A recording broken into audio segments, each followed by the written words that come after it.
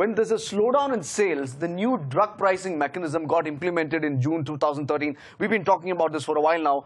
Pharma makers are facing tough resistance from the trading community, the traders who are actually demanding higher margins, it seems. In many parts of India, traders have not bought drugs since August. That's affected sales of most of the companies. So why are traders demanding higher commission?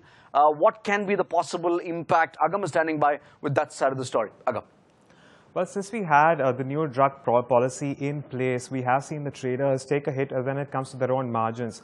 And in turn, they're asking the companies to reduce their own prices so that they can enjoy higher margins.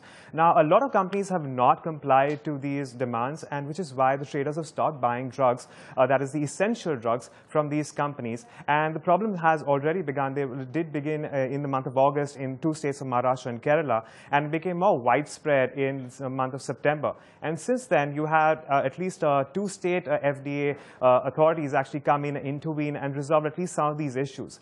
So if you ask me as to what the impact could be, well, the impact will clearly be on revenues as well as margins, because the month of August itself has seen the generic players just see a month of revenues growth of as much as 1%. So that could pose a lot of problems when it comes to margins as well. And in fact, to tell you a little about players who have complied and haven't complied, you have players like GSK Pharma who have seen a significant drop in its revenues because the traders have stopped buying goods from them. On the other hand, you also have players like Cipla and Mankind who have complied with the traders' demands. And while they have seen an increase in their market share, they've also seen a decrease in their margins. So it's a very mixed picture, and a lot of these companies are waiting for government intervention.